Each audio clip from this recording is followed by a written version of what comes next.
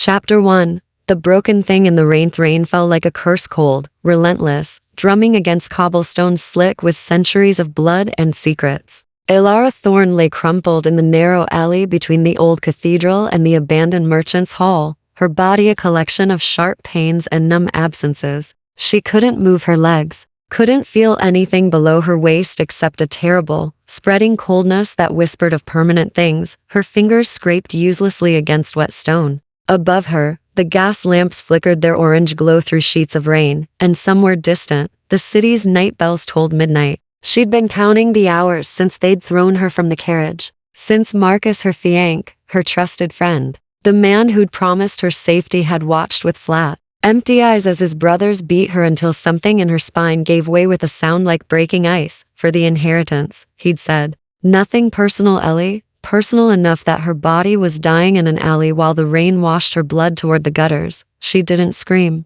Screaming required hope that someone might care, and she'd used that up months ago when the scandal broke, when society turned its back, when her own family locked their doors against her. Now there was only the rain, the cold, and the strange, peaceful certainty that this was how her story ended, alone, broken, unmourned, footsteps, not the hurried clip of someone rushing home. These were measured, deliberate, the sound of expensive boots striking stone with the confidence of someone who owned the night itself. Ilara tried to lift her head, managed only to turn it slightly in the pooling water. Through the curtain of her soaked hair, she glimpsed a figure at the alley's mouth, tall, impossibly still, watching. Help, she whispered, though the word came out barely louder than the rain. Please. The figure moved closer with a fluid grace that seemed almost inhuman, and as he stepped into the halo of gaslight, Ilara's breath caught despite the pain. He was beautiful in the way that dangerous things were beautiful: sharp cheekbones,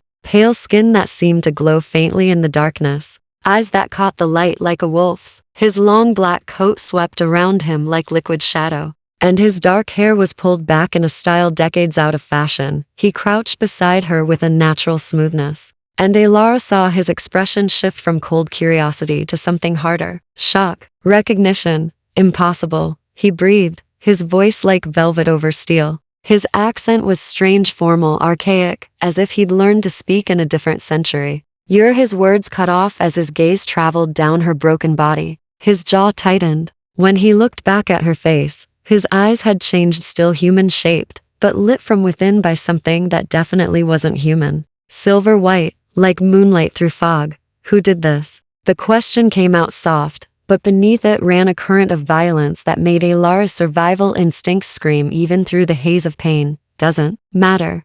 Her vision was graying at the edges. "I'm dying anyway." No, he said it with absolute certainty, as if death were something he could simply refuse on her behalf. His gloved hand hovered over her shoulder, not quite touching. "May I? I need to move you. There are those in the city who would finish what was started if they found you here." She managed a weak nod. What did it matter now? He gathered her with impossible gentleness, lifting her as if she weighed nothing. The movement sent fresh agony through her spine, and she must have made some sound, because he froze, his arms tightening around her in an instinctive gesture of protection. "Forgive me," he murmured against her hair. "The damage is extensive." "Your spine." He stopped himself. "I'll be as careful as I can." Through the pain fog, Ilara registered impossible things. His body was cold, even through his coat and her soaked clothes. His chest didn't rise and fall with breath, and when he moved, carrying her out of the alley and into a waiting carriage she hadn't heard approach,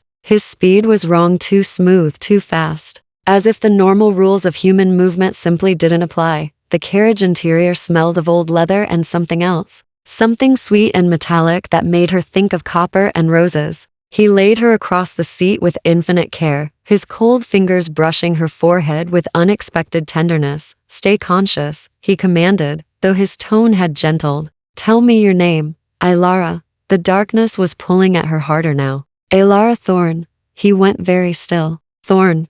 The name fell from his lips like a prayer or a curse. "Of the merchant's quarter." She managed to nod. Distantly, she heard him speak to someone, the driver. She assumed in a language that definitely wasn't English. The carriage lurched into motion. "I am Lucian Ashford," he said, and something in the way he said it suggested she should recognize the name. When she only stared at him in confusion, his mouth curved in something that wasn't quite a smile. "Lord of the Night Court, first of House Ashford. And you, Alara Thorne, are the great-great-granddaughter of the woman who once held my heart." The darkness swallowed her response, but not before she saw his expression shift into something ancient and grieving. His cold hand closed gently around hers. "I will not let you die," he promised the unconscious woman. "Not again." Chapter 2. The House of Eternal Night. Alara woke to candlelight and the scent of old books. Pain greeted her first, a dull, persistent ache that radiated from her spine and settled into her bones like frost. But it was different from the alley. Softer somehow. Managed. She lay in a bed so vast it could have held 4 people, beneath sheets that felt like silk against her skin. Above her, a ceiling painted with frescoes of night skies and falling stars stretched into shadows the candlelight couldn't quite reach. She tried to sit up and immediately regretted it. The room tilted sickeningly, and a sound escaped her throat, half gasp, half whimper. "Don't move." His voice came from somewhere to her left, cultured and commanding. "Your spine is healing, but the process is delicate. Any sudden movement could undo what I've managed to stabilize." Alara turned her head carefully. Lucian Ashford sat in a high-backed chair near the fireplace, though no fire burned there. He'd removed his coat, revealing a waistcoat and shirt of deep burgundy that made his pale skin seem to glow. He wasn't reading the book in his lap. He was watching her with those unsettling eyes, human-shaped now, dark gray instead of that eerie silver white, but no less intense. "How long?" Her voice came out rough, unused. 3 days." He set the book aside and rose with that same fluid grace that made her instincts whisper, "Wrong, wrong, wrong. You've been unconscious while your body fought to survive. I've given you what help I could." "What kind of help?" She tried to wiggle her toes and felt a distant tingling sensation. "Better than nothing. Better than the terrible numbness in the alley." He crossed to a side table where a crystal decanter caught the candlelight like trapped fire. "Medicine. Old remedies from a time when physicians understood the body as more than mere machinery." He poured something dark into a glass. "And other methods." The way he said other methods made her skin prickle. She watched him approach the bed, his movements precise and deliberate, as if he were always conscious of his own strength. He held out the glass. "Drink, it will help with the pain." Alara didn't take it. Couldn't. Really, her arms felt like lead. "What are you?" A slight smile touched his lips, there and gone, like moonlight through clouds. "You've already guessed, I think. Vampire." The word tasted like madness in her mouth. "You're a vampire, yes." No hesitation, no attempt to soften it. He set the glass on the bedside table within her reach. "Have you heard of House Ashford?" Fairy tales. Alara's mind spun through childhood stories told to frighten misbehaving children. The old families who ruled before the monarchy. Blood lords who made treaties with something dark. "Not something dark," Lucian corrected, returning to his chair. "Something ancient. We are the first children of the Night Court, bound by laws older than your civilization. There are 7 great houses in the city alone, each with territories, bloodlines, and very specific rules about how we interact with the mortal world." He spoke of it so calmly, as if discussing the weather. Alara's heart hammered against her ribs. "You're going to kill me. If I intended to kill you, you would already be dead." He folded his hands in his lap with aristocratic precision. "No, Alara Thorne. You are here because I am bound by debts older than you can imagine. And because your blood carries a signature I have not encountered in 200 years. My blood?" The word came out sharp with fear. "Every lineage has a particular resonance," he explained, his tone shifting into something almost academic. "A flavor, if you will, in the blood. Yours matches that of Catherine Thorne, a woman I knew long ago. A woman I loved." His expression shuddered. "A woman who died because I failed to protect her from my own kind?" Alara stared at him, trying to process impossible information with a mind still fogged by pain and exhaustion. "My great-great-grandmother." "Yes." He paused, something flickering behind his eyes. "She refused immortality when I offered it, chose instead to live her mortal span and leave me behind. I honored her choice, even as it destroyed me. But I swore on her deathbed that if any of her line ever needed protection, I would not fail again. So this is..." "What? Obligation?" Bitterness crept into Alara's voice. "Inherited debt?" "This is honor," Lucian said quietly. "Something the men who broke you lack entirely." The reference to Marcus and his brothers sent a jolt through her.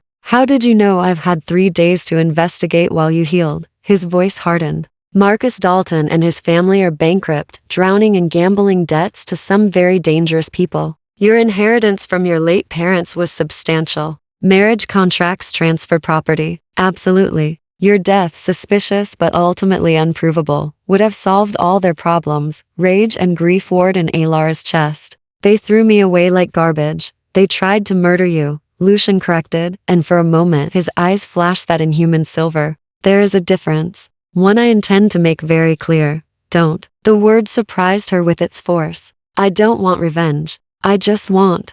What did she want? To walk again? To stop hurting? To wake up and discover this was all a nightmare? Lucian leaned forward slightly. You want to live. That is enough. He paused. But there are complications. The family who attacked you has connections to House Corvus, one of the rival vampire courts. If they discover you survived, they will finish what they started. And if House Corvus learns that you're under my protection, why would they care about one mortal woman? His smile was sharp as broken glass. Because you're not just any mortal woman. You're Catherine Thorne's descendant, sheltered by House Ashford. That makes you a symbol, a provocation, a potential flashpoint in a cold war that's been brewing for decades. He stood. Which means, Alara Thorne, you are no longer safe in the mortal world. Not until we resolve this.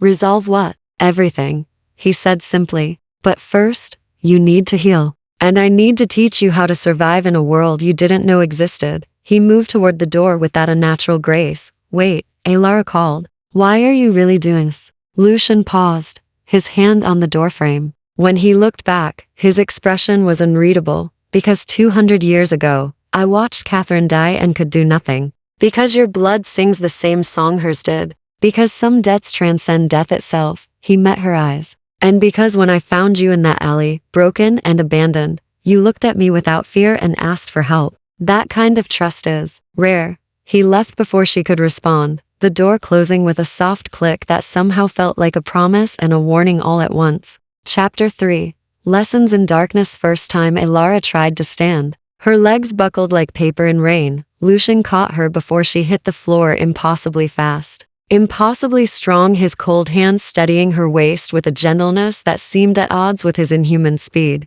She gasped, clutching his forearms, feeling the solid, marble-cold reality of him through the thin silk of her borrowed nightgown. Too soon, he murmured, lowering her back to the edge of the bed. Your spine is healing, but mortal bodies require time. How much time? Frustration made her voice sharp. She'd been in this room for 5 days now, suspended in candlelight and uncertainty. Her world reduced to silk sheets and Gothic architecture, and a vampire who appeared at odd hours bearing medicine and carefully neutral conversation. Weeks, perhaps months for full recovery. He released her and stepped back, always careful to maintain distance. The damage was severe. Alara pressed her palms against her eyes. Weeks, months, an eternity trapped in borrowed space, dependent on a creature from nightmare, while Marcus and his family walked free in her world. I can't. You can, Lucian interrupted, his tone brooking no argument. You will. The alternative is death, and I did not save you only to watch you give up.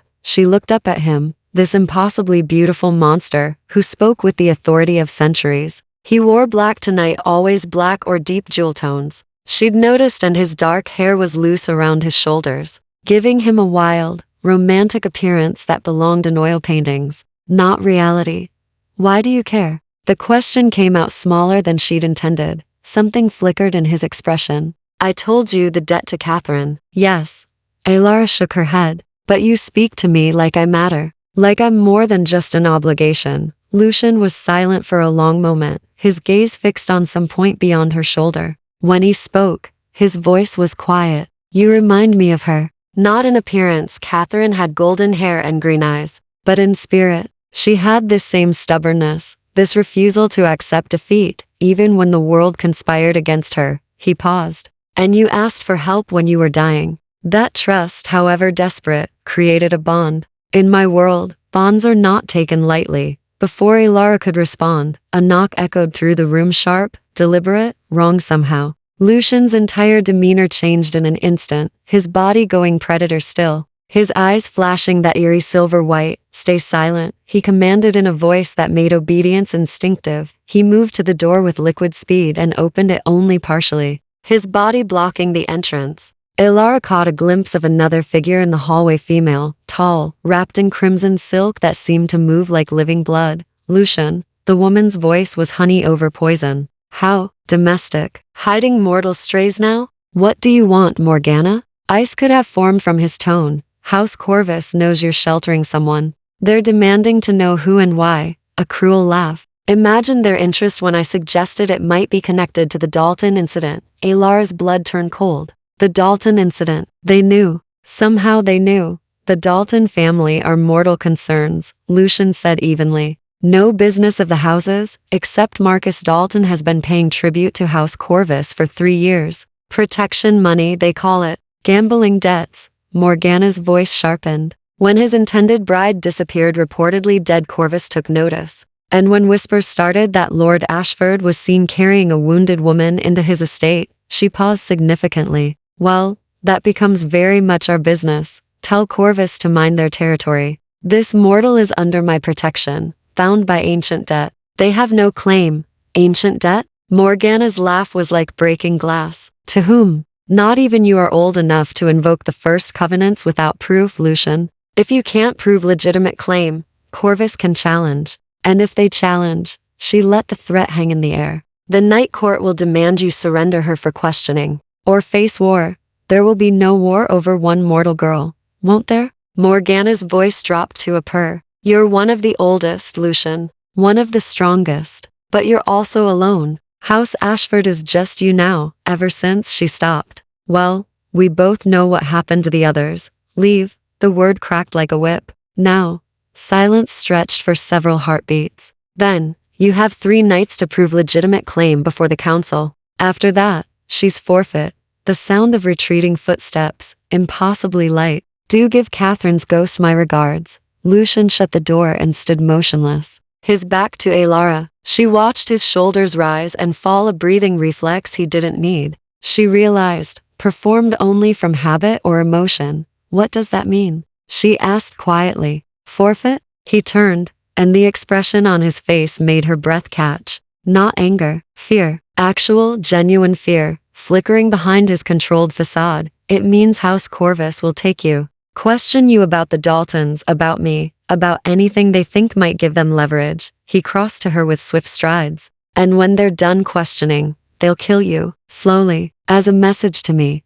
Why? What did you do to them? I exist, he said bitterly. I'm old enough to remember when the houses were fewer, when territories were larger. My bloodline threatens their ambitions. He knelt before her suddenly, bringing them eye to eye. But more than that, I killed Corvus's heir 200 years ago. In defense of Catherine. They've wanted revenge ever since, but I've given them no opening. Until now. Ilara's mind raced. You said you need to prove legitimate claim. What does that mean? There are only 3 types of claim recognized by the Night Court. Lucian's voice was steady, but his eyes betrayed his turmoil. Blood debt, which requires documentation I don't have. Contracted service, which would make you little better than a slave. Or, he stopped. Or what? His jaw tightened. Blood bond. A binding between vampire and mortal that marks you as mine in every way that matters to our laws. Protected? Absolutely. But also, he looked away. Bound? Absolutely. Bound how? Your blood becomes keyed to mine. I would be able to sense you anywhere, feel your emotions, know if you were in danger. And the bond would require feeding, regular feeding, to maintain the connection. He met her eyes again. It's intimate, Ilara, more than marriage in your world. It's a merging of life forces that lasts until death. The room felt suddenly smaller, the candlelight dimmer. And if I refuse? Then in 3 nights, House Corvus takes you, and I will go to war trying to get you back. His voice dropped to barely a whisper. A war I will lose, because I am one against many. And you will die anyway, but this time, it will be my fault. Ilara stared at this ancient creature kneeling before her, offering her a devil's bargain wrapped in desperation and something that looked dangerously like genuine care. Outside, the night pressed against the windows like a living thing. I need to think, she whispered. Lucian nodded slowly and rose. You have until tomorrow night. After that, I must petition the council regardless of your answer. He moved toward the door, then paused. For what it's worth, I would never take from you without permission. The bond requires consent, absolute and ongoing. Your will would remain your own. He left her alone with impossible choices and the distant sound of something howling in the darkness beyond the estate walls. Chapter 4. The Offrangelera didn't sleep that night. She lay in the vast bed, tracing patterns in the silk sheets with trembling fingers, her mind churning through impossible mathematics. Blood bond or death, intimacy with a monster, or torture at the hands of worse monsters. Trust or terror. The candles burned lower, their flames casting dancing shadows across the frescoed ceiling. Somewhere in the house, she heard movement, footsteps too light to be human, the whisper of fabric, a door closing with gothic finality. Lucian's world, operating around her in darkness while she struggled with choices no one should have to make. She thought of Marcus, of his flat eyes watching as his brothers beat her, of the casual cruelty in his voice, nothing personal. Ellie. She thought of her former friends who'd abandoned her after the scandal, of her family who'd locked their doors, of a society that had thrown her away like refused the moment she'd become inconvenient. What did she owe that world? What had it ever given her except pain? But binding herself to a vampire, to Lucian Ashford, who spoke of Catherine like an open wound and looked at Alara with centuries of grief in his eyes, that was something else entirely. Not rescue. Not safety. Transformation. The kind you couldn't take back. Dawnlight was creeping through the heavy curtains when her door opened without warning. Lucian entered carrying a tray, tea, bread, fruit arranged with surprising care. He'd changed into deep charcoal gray, his hair tied back severely, and he moved with the rigid control of someone barely holding themselves together. You didn't sleep, he observed, setting the tray on the bedside table. Not a question. Neither did you. Alara struggled to sit up, managing it this time with only minor wincing. Progress, she supposed. I don't sleep the way you do. A few hours in deep rest suffice. He poured tea with steady hands. During daylight, I'm diminished, weaker. The sun doesn't destroy us, as legend claims, but it drains us, makes us vulnerable. He offered her the cup. I'm trusting you with that knowledge. It's not something we share with mortals. Alara accepted the tea, their fingers brushing briefly. His skin was cold as marble, and she felt him flinch at the contact, at her warmth, perhaps, or at the intimacy of even this small touch. Why tell me? She asked. Because if you agree to the bond, you'll need to know my weaknesses, how to protect me if necessary. He sat in his chair, maintaining that careful distance. A blood bond isn't ownership, Alara. It's partnership. You would be as responsible for my survival as I am for yours. That seems imbalanced. You're immortal. And she gestured at her broken body. You're healing. And mortality has strengths immortality lacks. His expression softened almost imperceptibly. You experience time differently. Every moment matters because you have so few of them. That focus, that intensity, it's something we lose over centuries. Catherine taught me that. He paused. She made me feel alive in ways I'd forgotten were possible. And you want that again? The question came out more accusatory than she'd intended. No, his response was immediate, almost harsh. I want you to survive. The rest. He looked away. I've learned not to want things I cannot have. Alara sipped her tea, studying him. This ancient predator who brought her breakfast and spoke of partnership, and looked at her sometimes like she was something precious and breakable. Tell me the truth. About the bond. All of it.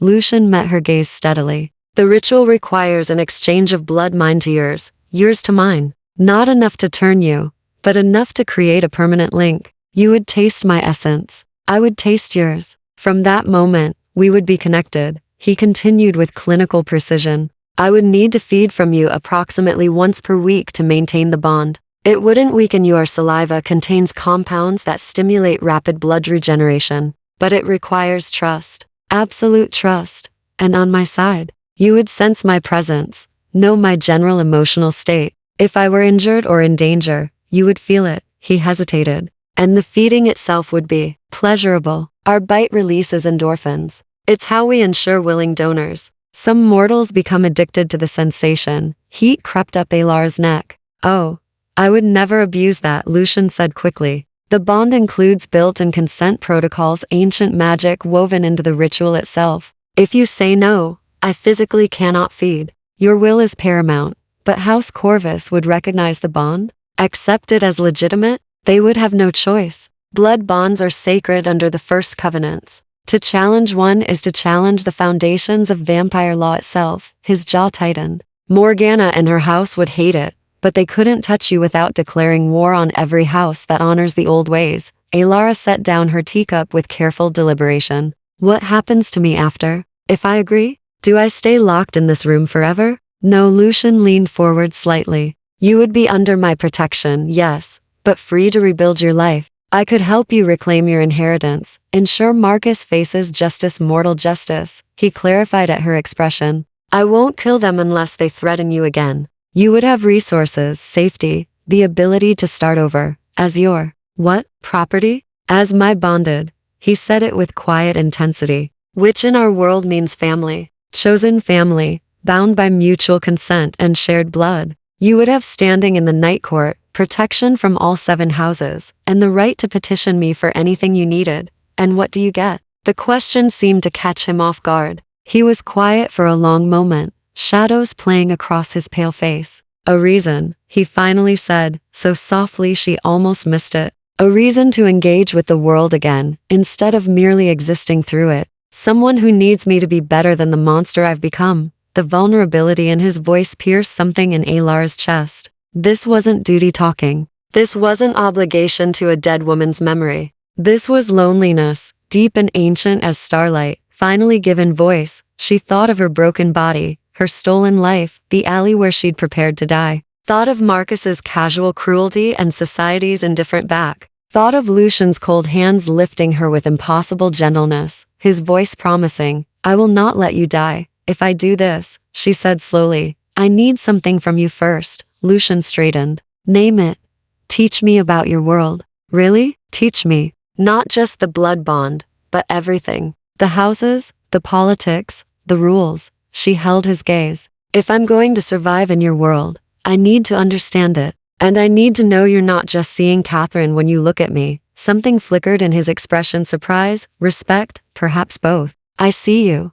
Alara Thorne. I have from the beginning. He stood and approached the bed, then did something that shocked her. He knelt again, this time with his head slightly bowed. A gesture of respect, she realized. Of equality. I will teach you everything, he promised. And I will earn your trust, not assume it. He lifted his eyes to hers. Do we have an accord? Alara's heart hammered against her ribs. This was insane, impossible. Everything rational screamed at her to refuse. But rationality had left her broken in an alley to die. We have an accord, she whispered. His smile was small but genuine. And for the first time, she saw hope flicker in those ancient eyes. Then tonight, when the moon rises, we begin. Chapter 5. Blood and Moonlight. Ritual chamber lay deep in the heart of Lucian's estate. Down corridors lined with portraits of stern-faced aristocrats whose eyes seemed to follow Alara's passage. He carried her, she still couldn't walk, and naded through shadows that pressed close like curious specters.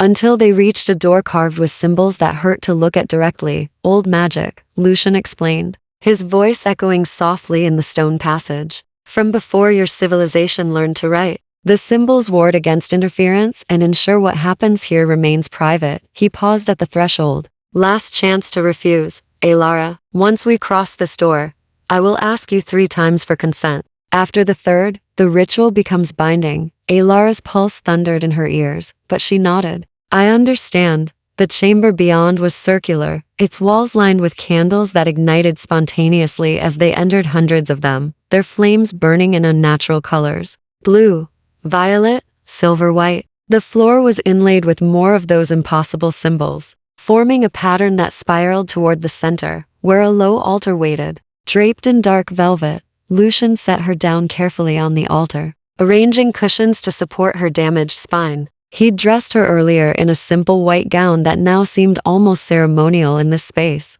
While he wore only black, his shirt unlaced at the throat, his hair unbound, he looked like some pagan god carved from moonlight and shadow. How much will it hurt? Alara asked, hating how small her voice sounded. Less than you fear. He stood at the edge of the spiral, not yet entering its power. More than nothing. The magic itself burns cold, like ice in your veins. The bite.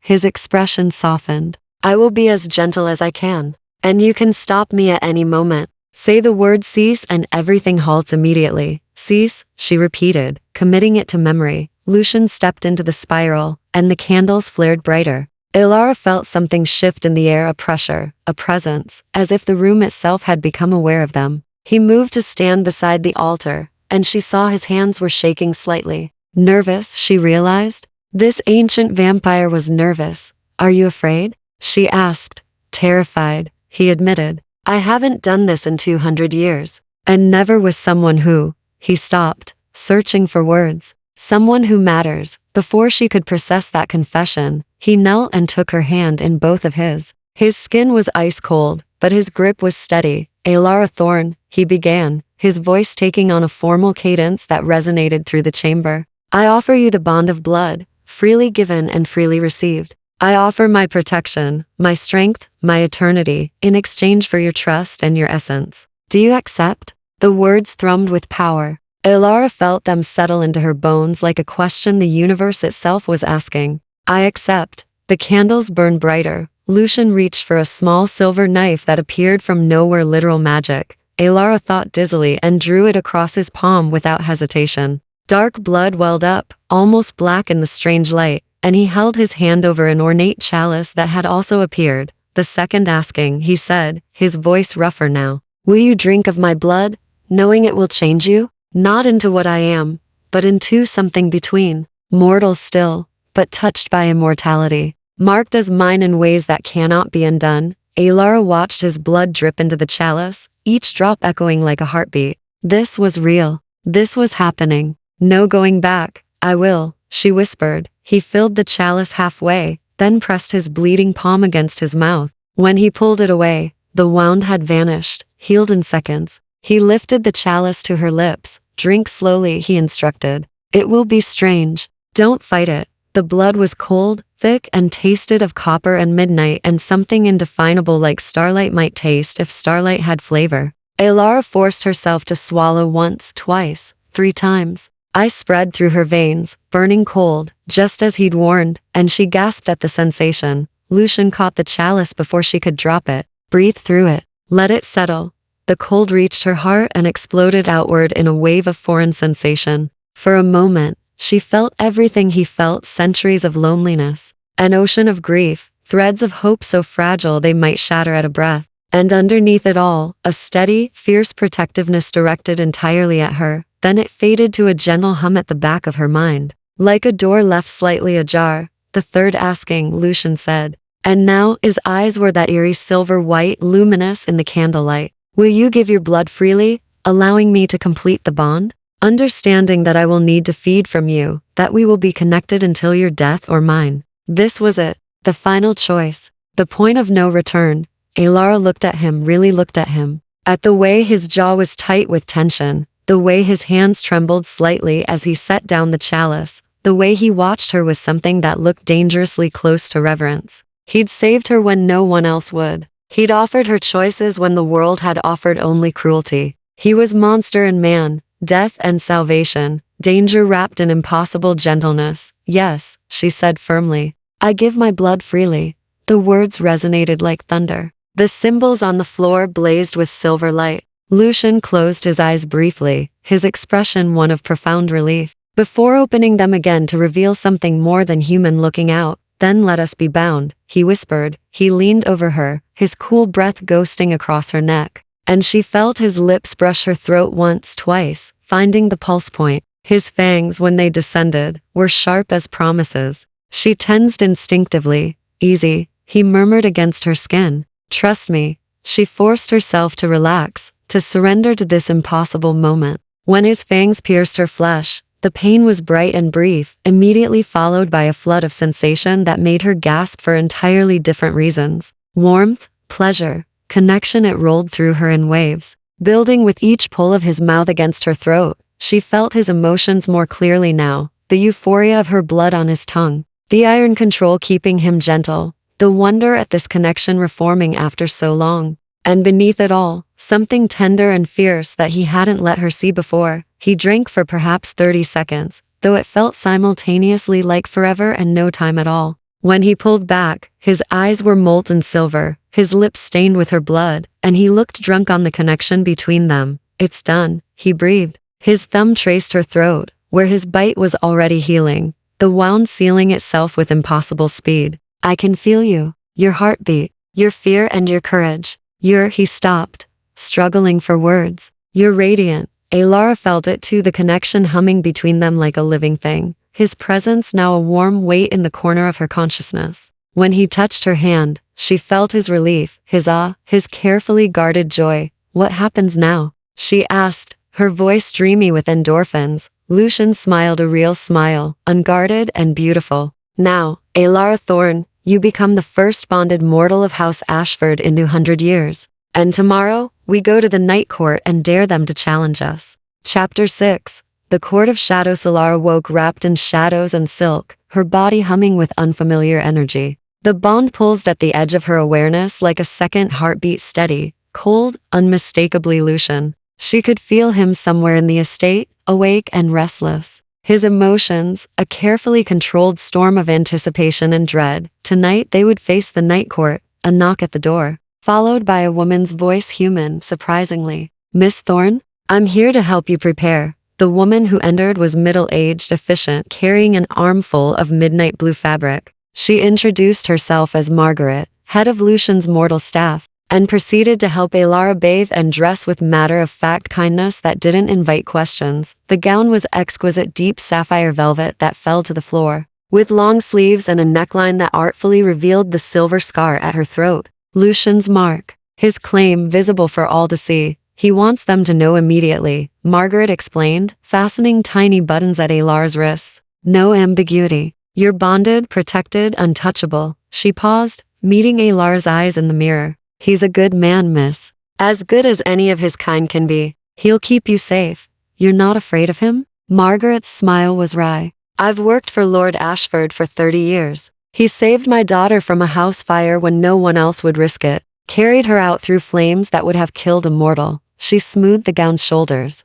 Vampires aren't good or evil, miss. They just are. It's what they choose to do with eternity that matters. Before Alara could respond, she felt him, a sudden surge of awareness through the bond. Lucian was approaching. He entered without knocking, and Alara's breath caught. He wore formal black with silver embroidery that matched his eyes, his hair pulled back severely, every inch the aristocratic lord. But when he saw her, his careful control wavered, raw appreciation flooding the bond. You look like starlight, he said quietly. Then more formally, are you ready? No, Alara turned to face him, steadying herself on the vanity. Her legs were stronger, but still unreliable. But I'll go anyway. His smile was brief but genuine. That's courage. He crossed to her and offered his arm. The court convenes in the old cathedral catacombs beneath the city. 7 houses, each with their lord or lady and their chosen retinue. It will be overwhelming, the power, the politics, the sheer weight of immortality in one space. His jaw tightened.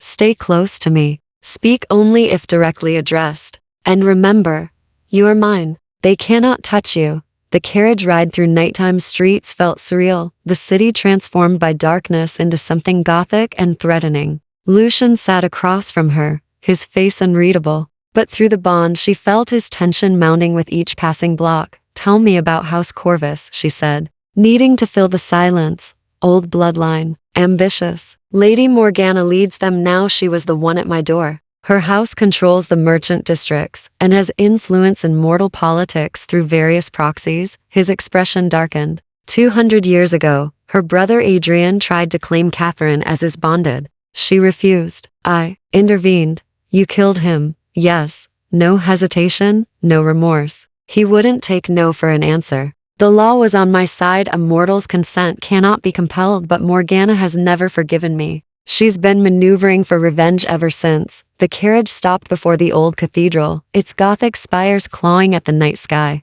Lucian helped her out with infinite care, then surprised her by sweeping her into his arms. I can walk, she protested. Not down these stairs. His voice was gentle but firm. And I won't have you stumbling before the court. Let me carry you, Alara, please. She nodded, wrapping her arms around his neck, feeling his cold solidity and the strange comfort it brought. He descended stone steps that spiraled down, impossibly deep, into depths where candlelight struggled against oppressive darkness. The catacombs opened into a vast chamber carved from living rock. its ceiling lost in shadows, its walls lined with alcoves holding stone coffins and ancient bones. At the chamber's heart, 7 thrones arranged in a circle, each occupied by a figure radiating power that made Ilara's skin prickle. Lucian set her down carefully beside his throne, black stone carved with ravens, and she realized with shock that he was one of the 7. A great house lord, equal in standing to any present, Lord Ashford, a voice echoed through the chamber, masculine, amused, dangerous.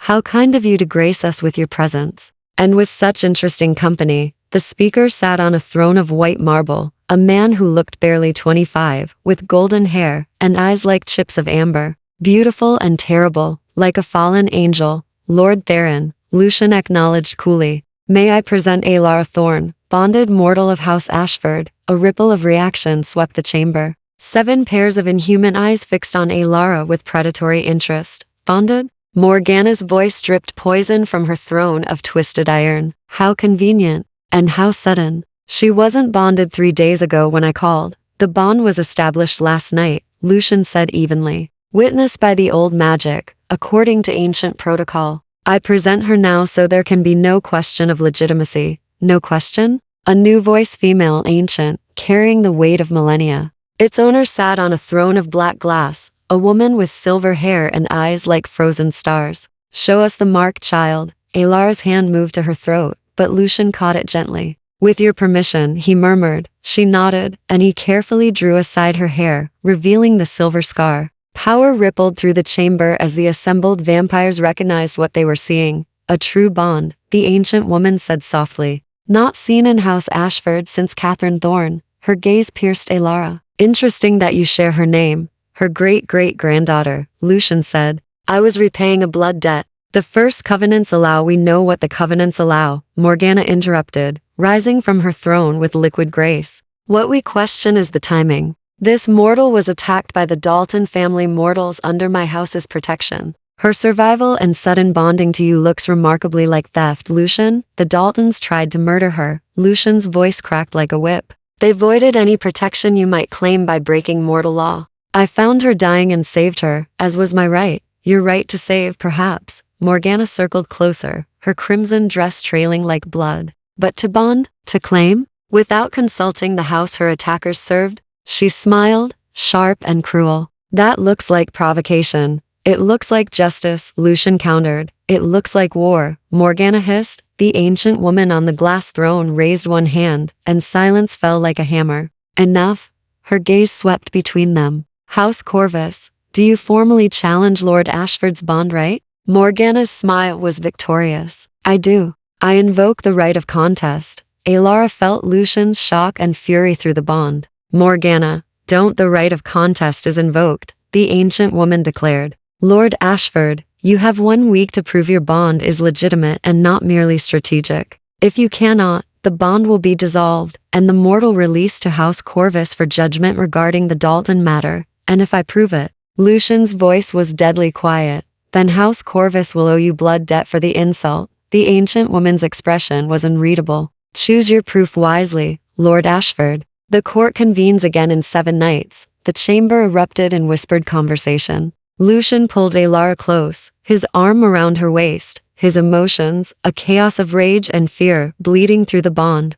What does this mean? She whispered. His answer was grim. It means we have 7 days to prove we're truly bonded emotionally, not just magically. And if we fail, Morgana gets exactly what she wants, you in her custody and me powerless to stop it. Chapter 7. The price of proof. Carriage ride back was suffocating silence, broken only by the clatter of wheels on cobblestones. Lucian sat rigid, his jaw tight, his emotions, a maelstrom through the bond fury, fear, and beneath it all, a guilt so profound it made Ilara's chest ache. This is my fault, he finally said, his voice raw. I should have anticipated Morgana would invoke the right of contest. I should have stopped. Ilara's hand found his in the darkness, his skin ice cold against her warmth. You saved my life. If that makes me a pawn in vampire politics, I still chose it. I chose you. His fingers tightened around hers convulsively. Through the bond, she felt his anguish spike, then forcibly flatten as he wrestled for control.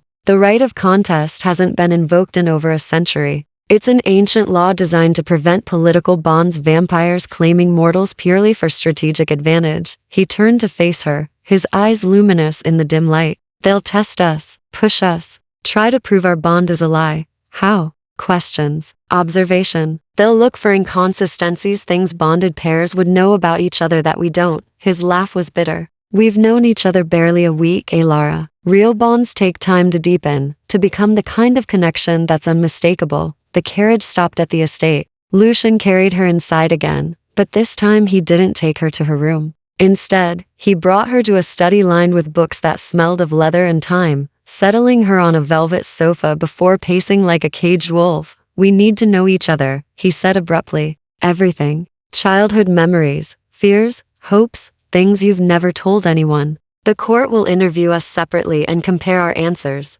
Any discrepancy weakens our case. Alara watched him move, predatory grace barely containing volcanic emotion. That seems invasive. It is. He stopped pacing, facing her. I'm asking you to let me into your life, your history, your heart artificially, on a deadline because politics demand it. It's unfair. It's necessary, she finished. If the alternative is House Corvus, I'll do it. She paused. But you have to share too. Equal exchange, Lucian. I won't be the only one exposed. Something flickered in his expression, surprise, perhaps, or respect. He crossed to the sofa and sat at the opposite end, maintaining careful distance. Where do we begin? The beginning.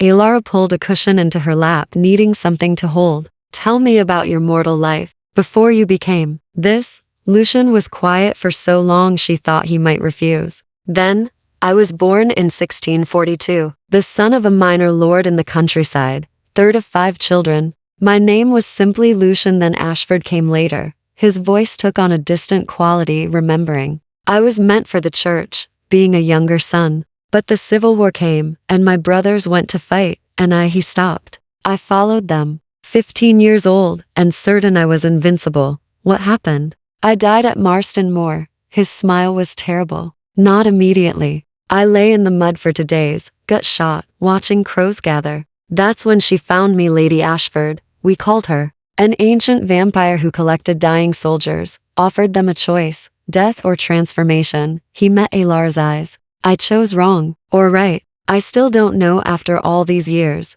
Why did she choose you? She said I had interesting eyes. His laugh was hollow. As good a reason as any for immortality, I suppose. She taught me, raised me in her house, gave me the Ashford name. When she walked into the sun 200 years ago, her version of peaceful death, I inherited everything. Titles, territories, the weight of eternity. He leaned back, shadows playing across his face. And then I met Catherine. Alara felt his grief through the bond before he spoke at a deep, aching wound that time hadn't healed. Tell me about her.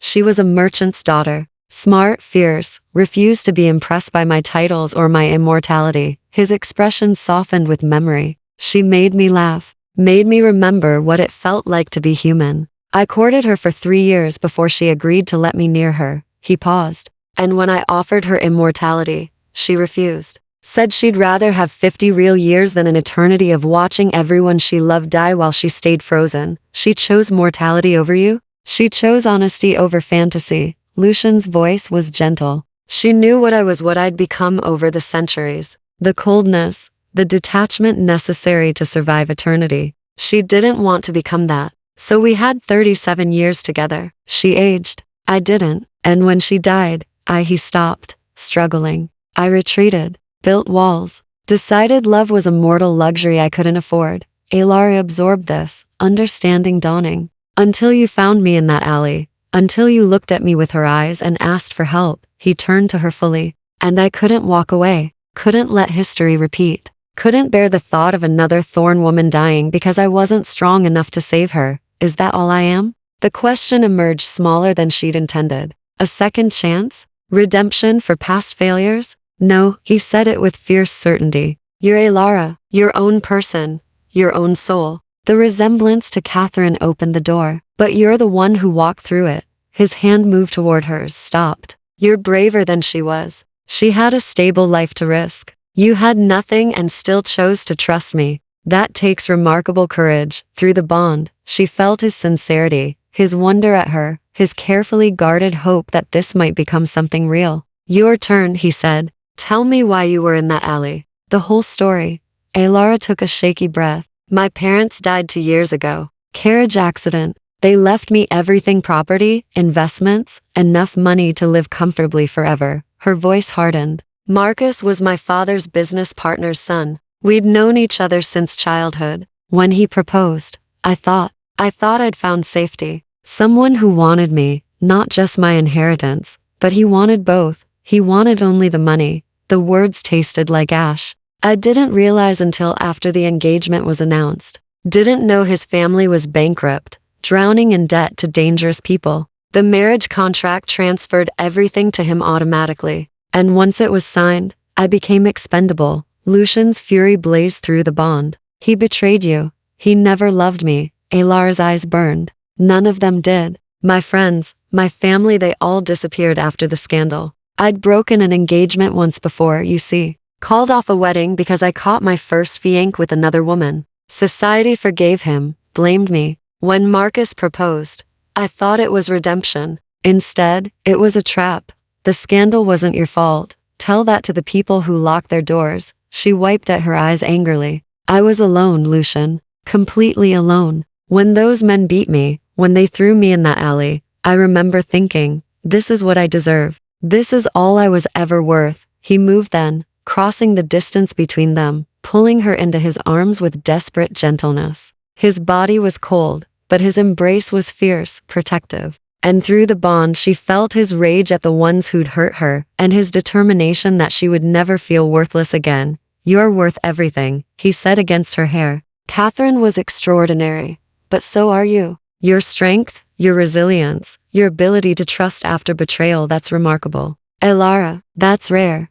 She clung to him, breathing in his strange scent of old books and night air, feeling tears she'd held back for months finally break free. He held her through it, murmuring comfort in languages she didn't understand, his cold hands impossibly gentle on her back. When she finally pulled away, his eyes were bright with unshed tears. He couldn't cry. "We'll prove it," he said. "The bond, the connection. We'll show the court something real."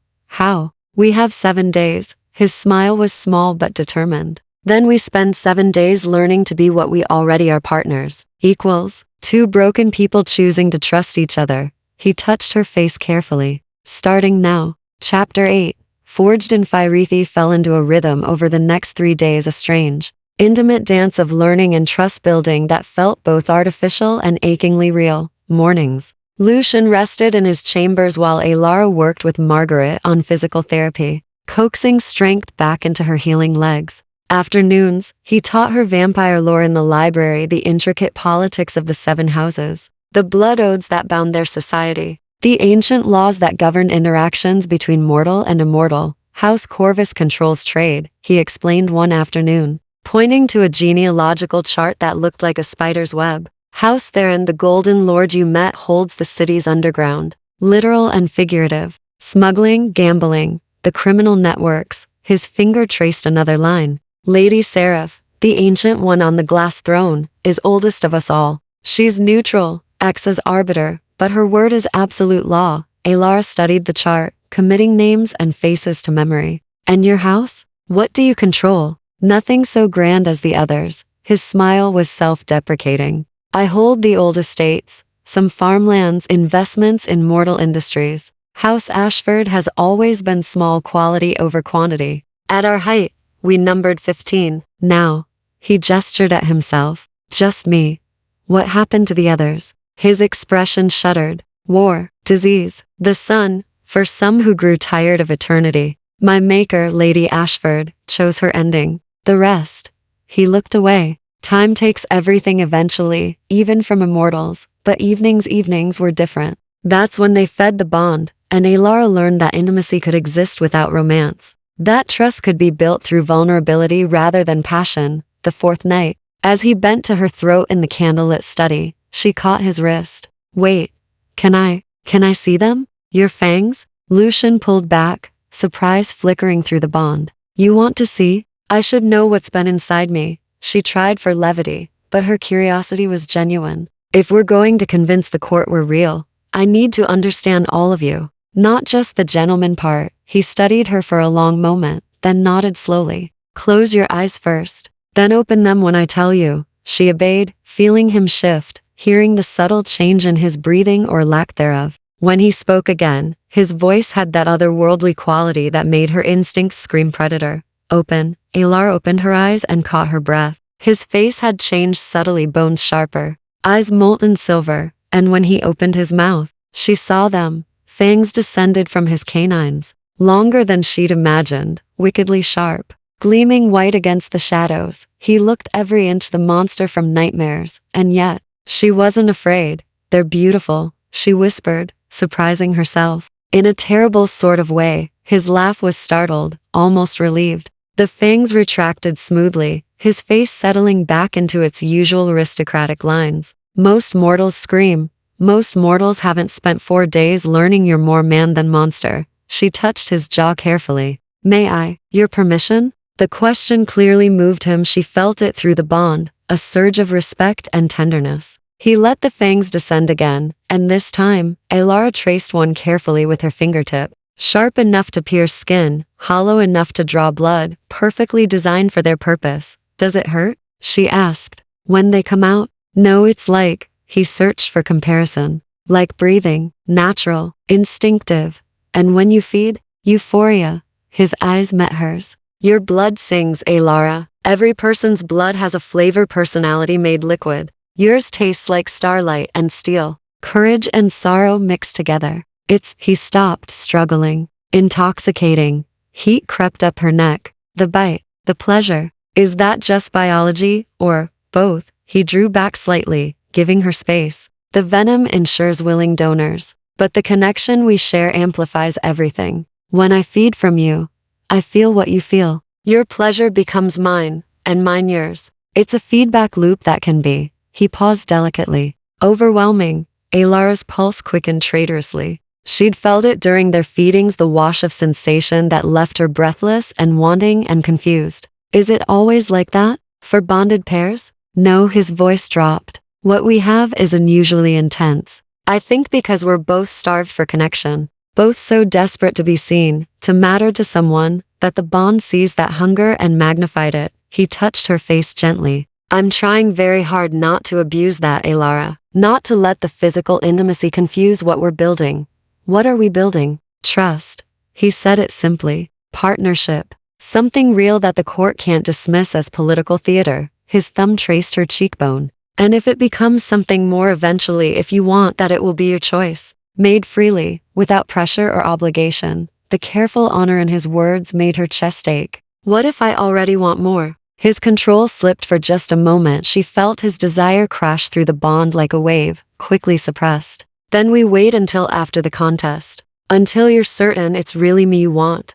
Not just safety or gratitude or the high of the bond. His smile was strained. I've lived 3 centuries, Alara. I can wait a few more days to be sure this is real. Before she could respond, something shattered downstairs, the crash of breaking glass followed by Margaret's scream. Lucian moved with inhuman speed, pulling Alara behind him as his fangs descended automatically. Stay here, he commanded, already moving toward the door. No, she grabbed his arm, her legs steadier now than they'd been days ago. The bond. If something happens, I need to be close enough to feel it. He looked torn, then nodded curtly. Behind me, always. They descended the grand staircase together, and Alara's breath caught at the scene below. The entrance hall was destroyed, furniture overturned, portrait frames shattered, and in the center of the chaos stood 5 figures in dark cloaks. Vampires, she knew instinctively, radiating that same wrongness Lucian had when his nature rose. Margaret cowered near the wall, bleeding from a cut on her forehead.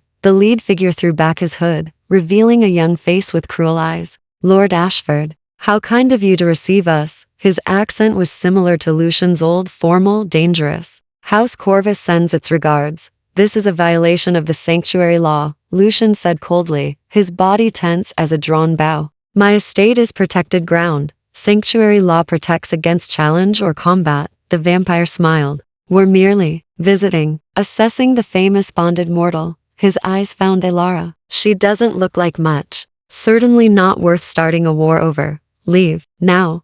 Power thrummed in Lucian's voice. Before I invoke defender's right. Defender's right requires threat of death. We're just talking. The vampire stepped closer, and Ilara felt Lucian's fury spike through the bond. Tell me, little mortal, are you truly bonded, or just a clever fraud? Does he feed from you because he must, or because you're convenient? I'm bonded because I choose to be, Ilara said, her voice steadier than she felt. And he feeds because I offer freely. Prove it. The vampire's smile widened. Let him feed. Right now. Show us this remarkable connection. Lucian's rage exploded through the bond. Get out of my house.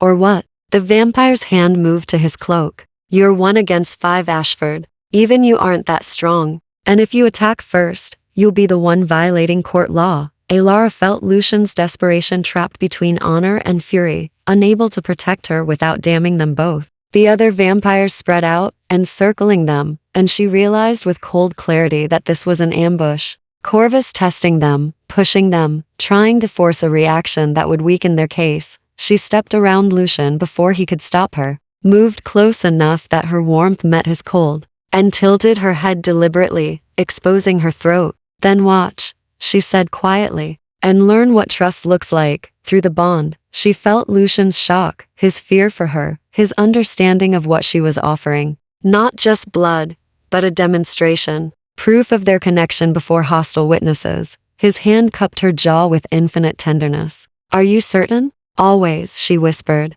Show them. His fangs pierced her throat, and Ilara let the pleasure wash through her. Let it flood the bond, so everyone with supernatural senses could feel the truth of their connection. This wasn't politics. This wasn't theater.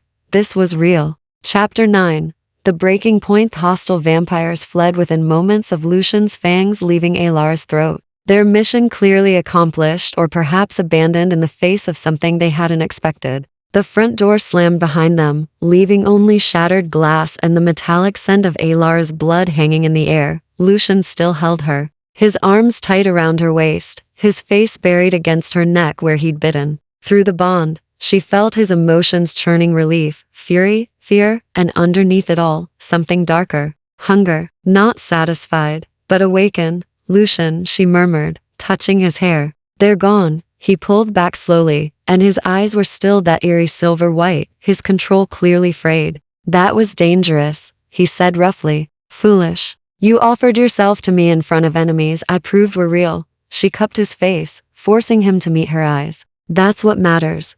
You could have been hurt. If I'd lost control, if the feeding had gone too far, with an audience watching, pushing emotions through the bond, he stopped, closing his eyes. You don't understand what you risk when you trust me. Then explain it. She kept her voice gentle but firm. No more protecting me from the truth, Lucian. If we're partners, I need to know the dangers. He drew a shaky breath unnecessary for him, but grounding and carefully set her on the overturned sofa, then moved to check on Margaret. The housekeeper was already standing, dabbing at her cut with a handkerchief and waving away his concern. I'm fine, my lord. Just a scratch. She surveyed the destroyed entrance hall with professional dismay. I'll fetch the others to clean this up. You two should talk. She gave Ilara a meaningful look before disappearing down the servants' corridor. Lucian began pacing, his movements sharp with barely contained energy. The bond amplifies everything. You know this. But what you don't know is that it also weakens my control.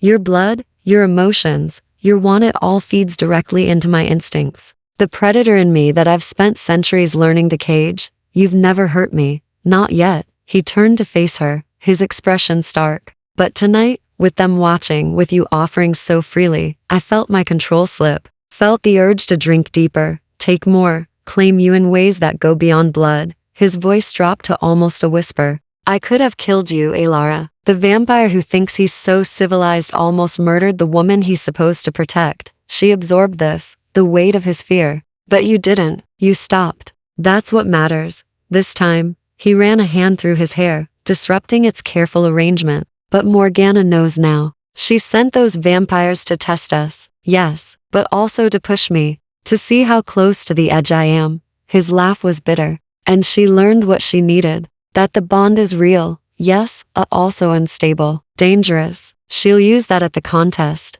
How? She'll argue that I'm a threat to you, That the bond is so intense it's compromising my control, making me a danger to the very mortal I claim to protect. He met her eyes. And she won't be entirely wrong. Alara stood carefully, her legs holding her weight. Better now. She crossed to him, ignoring his instinct to back away. I've been broken, beaten, left to die by people who were supposed to love me, by mortals who smiled while they destroyed me. She placed her hand over his unbeating heart. You're the first person in 2 years who's treated me like I matter, like my choices matter. If that's dangerous, I'll take it over safe cruelty any day. His hand covered hers, pressing it against his chest. You deserve better than a monster's devotion. I deserve to choose my own monsters, she corrected. And I choose you.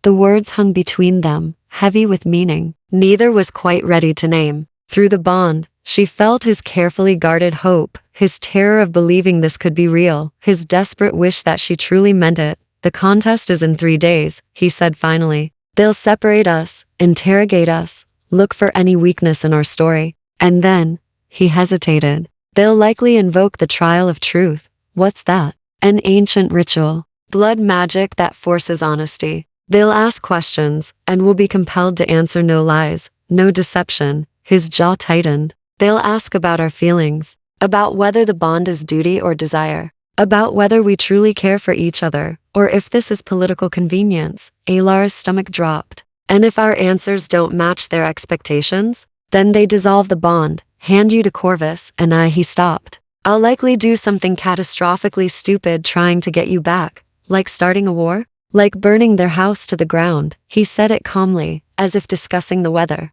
I've lived 3 centuries trying to be civilized, Alara, trying to be better than my nature. But if they take you from me, I will remember what I really am, a predator with nothing left to lose. The naked honesty in his voice sent shivers down her spine. This was the truth. Beneath his careful control, he wasn't just protecting her out of obligation or guilt. Somewhere in the past week, she'd become essential to him. A reason to engage with the world instead of merely existing through it. Then we make sure they can't take me, she said firmly. We practice. Tonight, tomorrow, every moment until the contest. You ask me questions, I ask you. We learn each other so deeply that no interrogation can find a crack. Lucian studied her for a long moment, then slowly smiled, a real smile, warm and genuine despite his inhuman beauty. You're remarkable. Do you know that? I'm stubborn. She smiled back. There's a difference. No, he touched her face with infinite gentleness. Catherine was stubborn. You're stubborn and brave and absolutely infuriating in the best possible way. His thumb traced her cheekbone.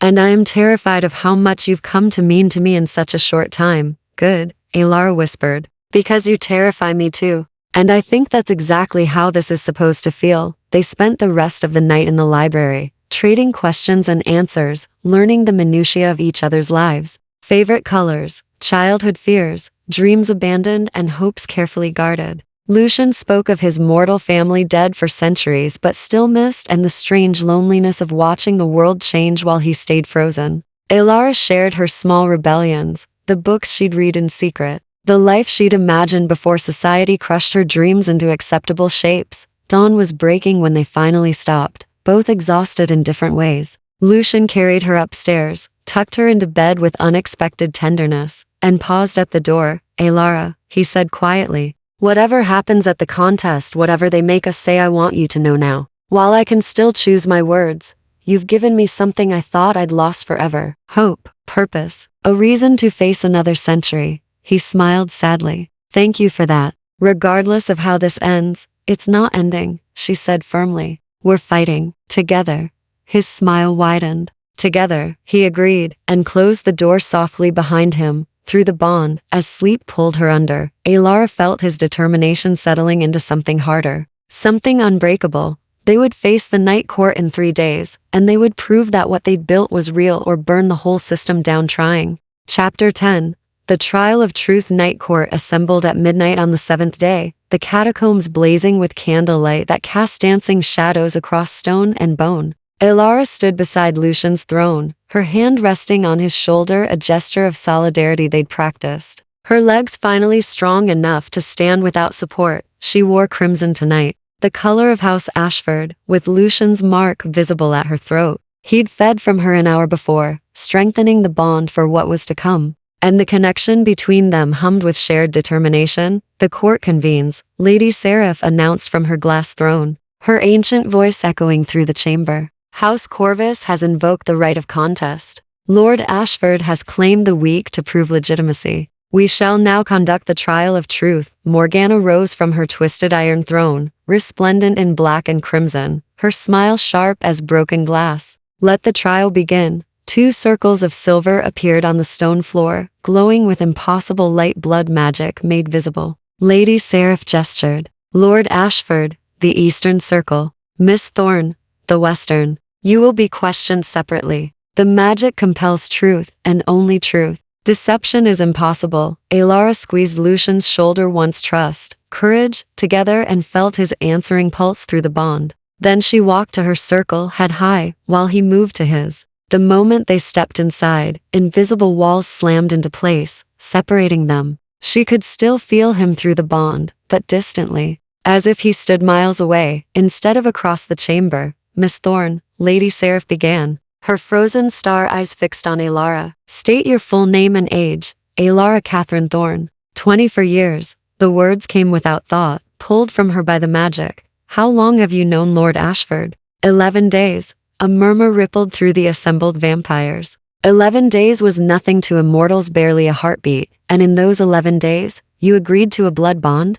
Morgana's voice dripped skepticism. A permanent connection that will last your entire mortal life? Yes. Alara fought the compulsion to elaborate, but couldn't stop herself. He saved me when I was dying. He offered me safety when the world had thrown me away. He's treated me with more honor in 11 days than anyone in my entire life. Honor? Morgana laughed. Or manipulation? A desperate mortal, broken and alone, offered protection by a powerful vampire. How could you refuse? I could have refused. The magic pulled the truth from her. He gave me choices. Always choices. To die or live, to bond or find another way, to trust or walk away. Every step was mine to take or refuse. Across the chamber, in his own circle, Lucian answered his own interrogator. Lord Theron, the golden vampire. Why did you save her? Because she was dying. Lucian's voice carried through the space. Because she shared Catherine's bloodline, and I owed a debt. Because when she looked at me, she saw a person, not a monster, and asked for help instead of screaming. And the bond?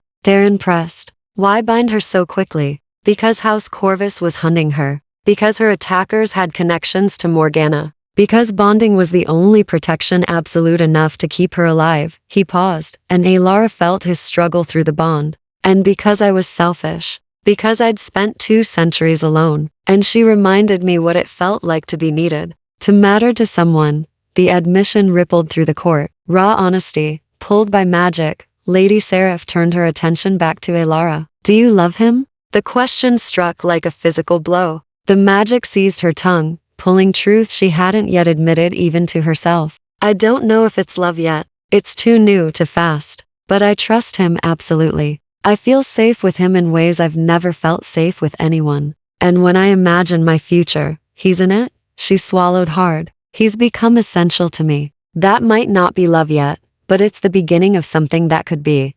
And you, Lord Ashford? Seraph's voice, carried across the chamber. Do you love her?